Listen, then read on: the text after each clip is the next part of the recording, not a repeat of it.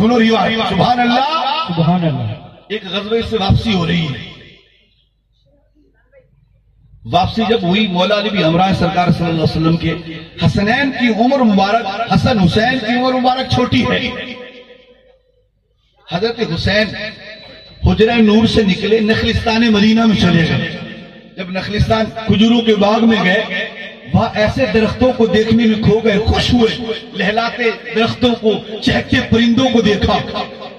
اتنے میں ایک یہودی صالح ابن رفعہ اس کا وہاں سے گزر ہوا کہ دیکھا چاند جیسا چہرہ چمکتا ہوا شہزادہ اکیلا اس جنگل میں، اس باغ کے اندر موجود. اس کے دل میں خرابی پیدا ہو گئی. آقا حسین کو اس نے اغوا کیا، آقا حسین کو اٹھایا، اپنے گھر جا کر چھپا دیا. اللہ اللہ قربان جاؤں نبی کے ان شہزادوں پر، حضور کی اس بیٹوں پر، آقا صلی اللہ علیہ وسلم کے نواسوں پر. آپ کو جناب اس نے اپنے گھر میں چھپایا. ادھر خاتون جنت کو رات تکتے تکتے عصر کا وقت ہو گیا. تاریخ پڑھ کر دیکھو، علماء کتابوں میں لکھتے ہیں آج تک سیدہ خاتون جنت اپنے دروازے تک تشریف نہیں لائی، مگر آج بیٹے کی محبت میں آقا صلی اللہ علیہ وسلم کی بیٹی سیدہ خاتون جنت 70 مرتبہ باہر کے دروازے تک آئی کہ میرا شہزادہ کہاں گیا. کیوں آتی تھی؟ کہ دیکھنا چاہتی تھی کوئی نظر آئے، انہیں کہو کہ میرے حسین کو ڈھونڈ کر لائے. حتیٰ کہ جناب شام ہو گئی، آقا حسین نظر نہ آئے. آپ پلٹ کر آئیں، آقا حسن سے فرمایا بیٹا حسن. جی امی جان. فرمایا جاؤ اپنے بھیا حسین کو ڈھونڈ کے لاؤ.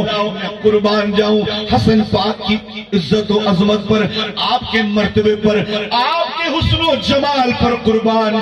چھوٹی سی عمر پاک آقا حسن پاک امی جان کا کہنا سن کر اپنے گھر نور سے باہر آئے.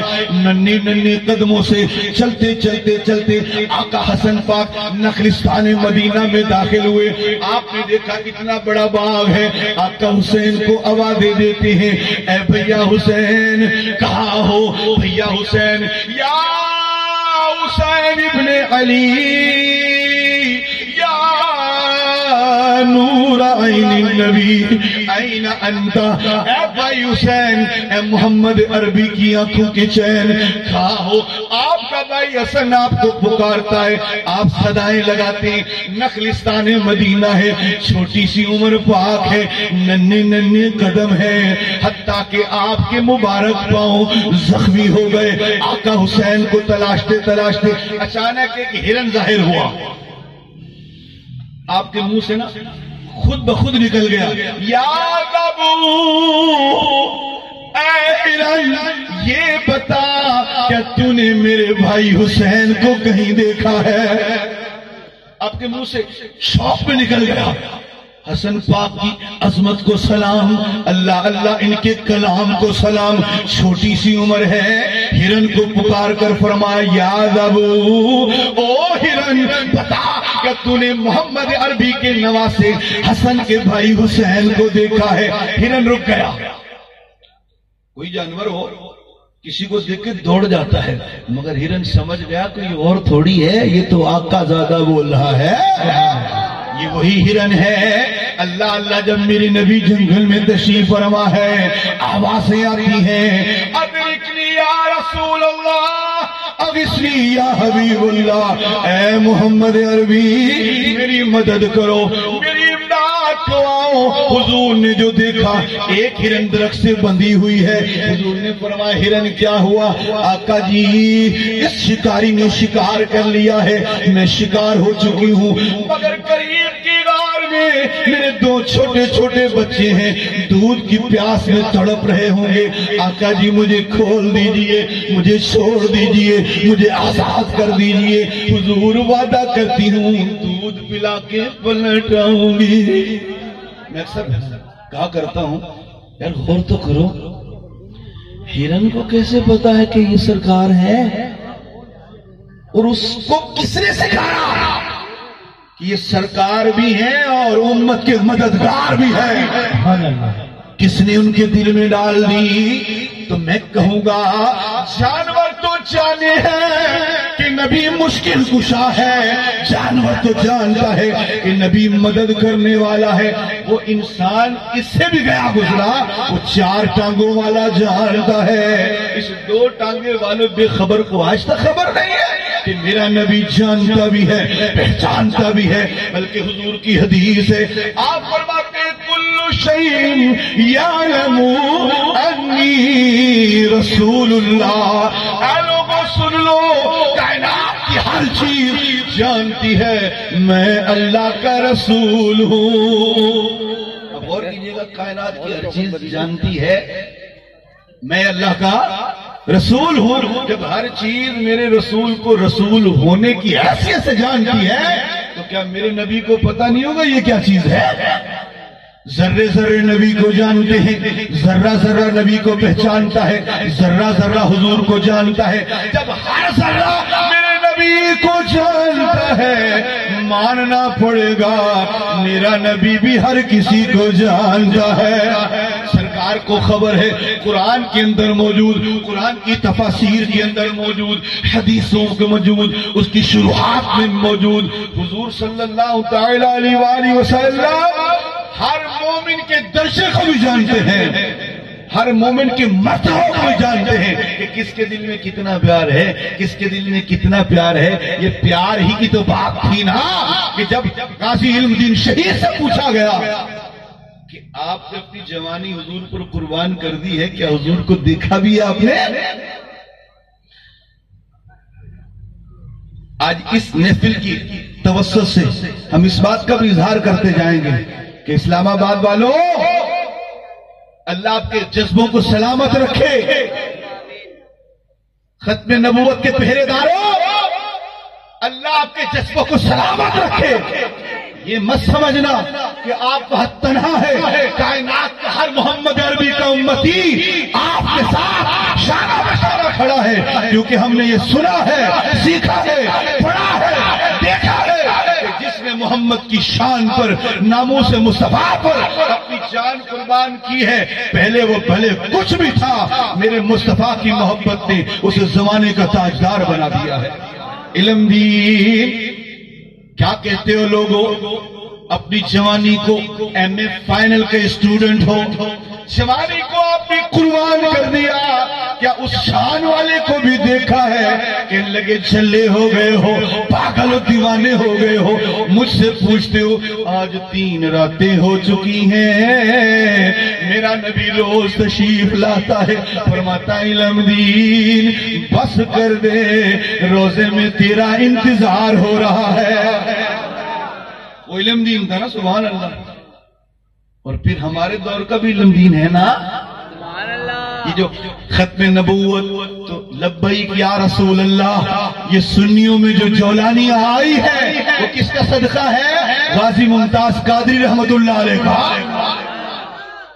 یار کون جانتا تھا ایک کانسٹیبل 4م درجے کا کہ ملازم ہو، کوئی اس کی ظاہری اوقات نہیں، مگر جب ناموس رسالت کا پہرے دار بنا، چھوٹا سا بچہ گھر والی گھر کی خوشیوں کو، اپنی آن بان کو ناموس نبی پر قربان کر دیا۔ جب آپ سے پوچھا گیا ممتاز قادری علم دین نے تو 3 بار نبی پاک کو دیکھا تھا، ذرا آپ بھی تو بتاؤ، کیا کہنے لگے؟